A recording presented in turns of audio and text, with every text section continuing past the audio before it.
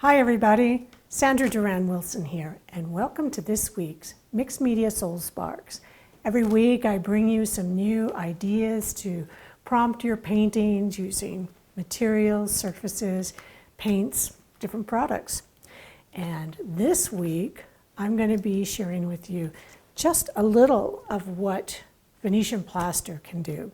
I have so many different tips with Venetian plaster. I even did a DVD quite a few years back, and I've continued to work with the idea of Venetian plaster. But today we're going to look at Venetian plaster on paper. Very unusual thing, so you're going to find you love this. The type of plaster I'm using, I got a big can of it. It's you can get it in smaller cans though.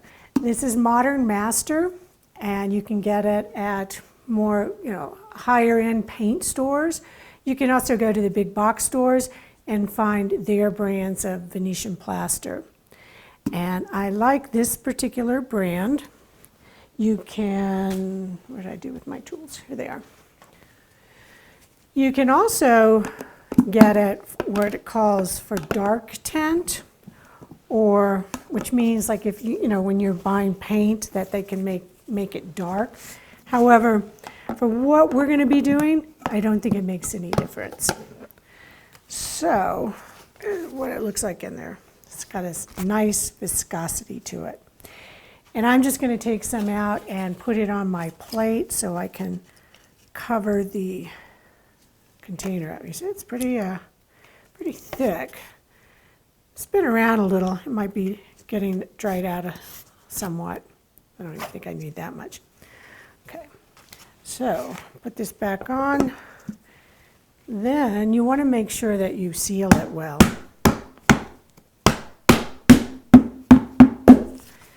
And, okay. Now, I've got a few different things here. I'm going to be showing you putting it on deli sheet, which is what this is, and I'll show you some more tricks with that. And this is actually a textured paper. And I want to show you this first because I've painted this gold, and the paper actually comes crinkled like this. And then I'm just going to take this plaster. You can see where I did it there already.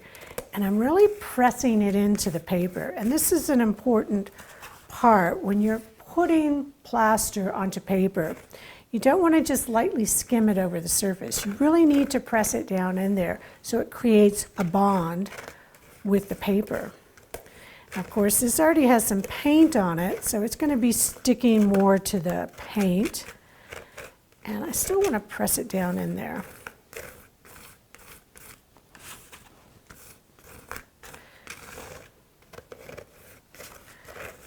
And then it's got to dry. Because if I came back in here with paint on this right now, it would just turn it kind of this chalky mess.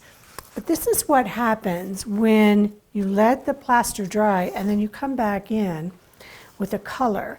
And I'll show you how to get this kind of effect there are a few different things you have to do. So this is kind of a look we're going for. This is a multiple layer with paint, plaster, more paint.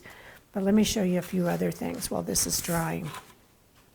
And I've got so many different things that are kind of already finished to share with you. Okay. Now this is a stencil that I'm going to put underneath my deli sheet. And I love this because then you don't have to clean the stencil afterwards. If you go to buy deli sheets, you're going to find there's all different kinds. This one is pretty thick, kind of plasticky, and this one is much softer. So I'm going to switch this one out and put the softer one on here. And the reason I want the softer one on here is so I can get the impression of the stencil. Now here I'm just going to use this key card. You see how easily this spreads. And I'm just holding it in place. And I can do as much or as little of this. But let's say, what if it moves? there's no worry because you can just come back in and spread it again, and the plaster will then go into the indentation of the stencil. One of the things you want to be careful about is these deli sheets, when they get moist, because the plaster does have moisture in it, they're going to stretch out. So you want to be quick about this. You don't want to, see like how that moved? So I'm going to come back in here. And this one's got some wrinkles in it. But if I come back over here now, where that plaster's been sitting, see how much it stretches? And so I'm not going to get as good of an impression. So you do. You want to put it on and you want to be quick about it. And then you just kind of set that off to dry. I'm going to just leave it there.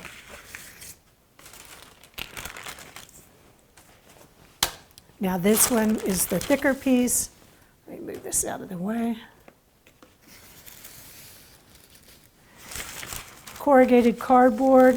This is the heavier deli wrap, deli paper. And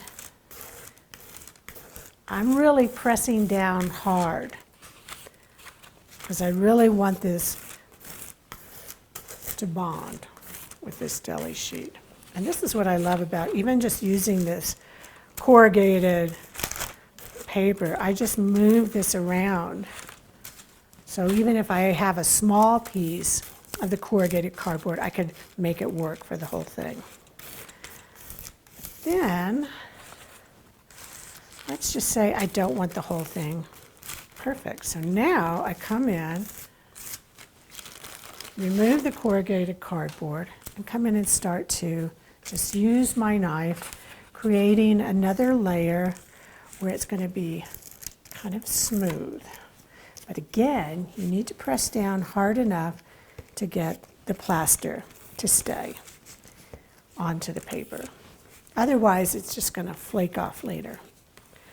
All right, so I'm going to set this one aside, and I'm going to show you what it looks like when it's dry and what we can do with it. Now, here is one that I've actually added another layer to it, meaning I put that first layer on thin, and then I let that dry, and then I added another layer. And this is kind of the effect we're going to be able to get these papers. Aren't they beautiful? And they're painted on the back, so I'm going to show you that too.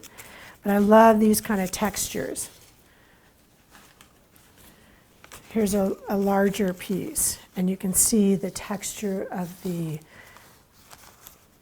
plaster. I've even come back in the wet plaster with the stick and scribed into it. Now, this is the one I had put 2 layers of plaster on, and then I've painted this back layer. So let me just show you painting this back layer, because there's 2 different ways to go. You can either go with this kind of bright yellow, and I sometimes mix it with white, if I have white around. But I'll just do it like this. And remember, this is on the deli sheet side. There's no plaster on this side. Just adding a little water to spread this around. And you start to see a little bit of it peeking through. What this is actually doing is it's helped creating some opacity so that when I put the colors on the front, it's going to give it this depth, just like what we got here. So you can see a little of that coming through. The other way to go is to use a dark color. And just get this cleaned off. So obviously you have to put your plaster on. You have to let the plaster dry before you can flip it over and do this. So I'm going to let this dry and come back with this one, which is already dry. And then I'm going to show you about painting on this side. I already did a little testing over here, and I came in with a couple of different colors. So let's get Let's go with this green, this Viridian green. And here's the thing about painting onto the plaster is you don't want a thick layer of paint because you want to accentuate the texture that you've created in the plaster. And you don't want to rehydrate this plaster because that's the thing. It's very different than gel or paste. Gels or paste will dry and you cannot rehydrate them. Plaster can be rehydrated. So you want to be careful with that. So you see how wet this is, but I'm not brushing it back and forth. Let's get a little thicker. And see the beautiful texture that you can get with this plaster. You can't get this with the gels and mediums. It's just a different kind of product. Here I'm going over where it's already dry. And you can see the beautiful kind of layers that you get of color. Let's just try a different color to see what that might look like, because that's a really blue. So if I come back in here with some of this transparent brown and put that over the top, it's going to mix with that and it's going to give me a different color. And I can tell that the plaster is starting to rehydrate. I can feel it in the brush and I can start to see it picking up white. I don't know if you can see that. Yeah, you see how it's getting muddy there? So you want to put this on, you want to dry it, and then you want to come back in with your next layer of color. And here's another important piece. Once you have your paper with the paint colors that you like and you're satisfied with it, let's say you've got this done, then you're going to want to seal it, because if it starts to get wet again, then it's again going to rehydrate, even though it's got some paint on it, because that paint has soaked into that plaster. My favorite thing to use in sealing the plaster is decoupage matte. And this is a little different than the Mod Podge. This is made more for fine art, and the matte will give it that same kind of waxy look. So you're not going to take this beautiful luster plaster and then put something glossy on it. So this is what I recommend for sealing it. Let me just show you. You know, you can take, just like we did with the stencil, you can use different kinds of texture plates to put below your deli sheet. If you want to use a heavier paper, you know, like this is just a regular mixed media paper, then you want to take your first layer and you really want to brush it or work it into that paper. Let that dry and then come back in and put your thicker layer of paint on.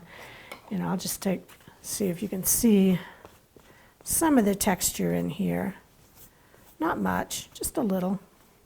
I get more texture on the deli sheets because they kind of wrinkle up when they're wet, but this is another way to use the Venetian plaster. And just take a look at this one, very similar to what we did with the crinkled paper. And here's a way to just remove some of that. And I'm just going to put some water on here. And do you see what I mean about it? It rehydrates. I can remove that plaster.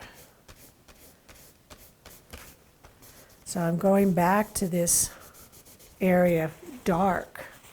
And then I could come in with a color on top of that. And let's just try this. See how intense that is, but let's just rub some of that off. So do you see the importance of making thin layers? And that's the beauty of the plaster. If I could even go back in and remove more of it. So whether you're creating your own textures using texture plates, stencils, or textured papers, And here is the one I did with the stencil.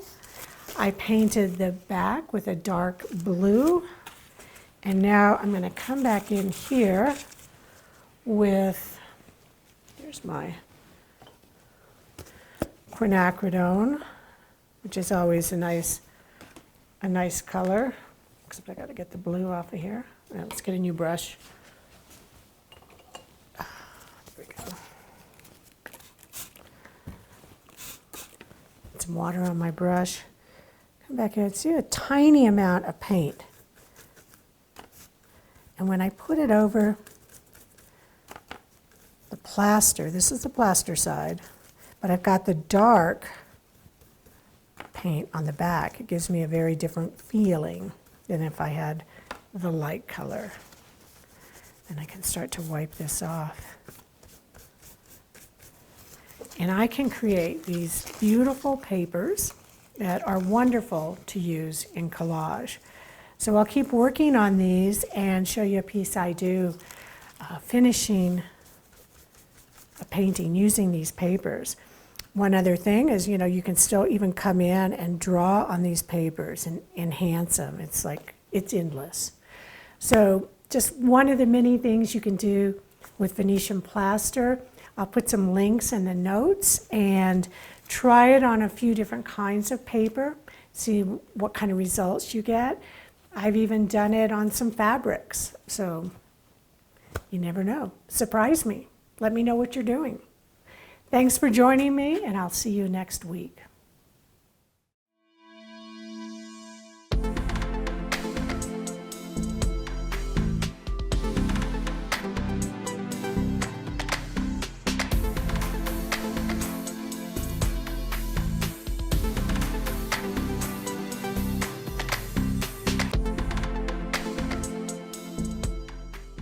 Join the Creative Awakening community on Facebook, where you'll be able to post your art, connect with other creatives around the world, and ask questions. Use the hashtag #MixedMediaSoulSparks when posting your work on social media. Thanks for joining me, and I'll see you next week.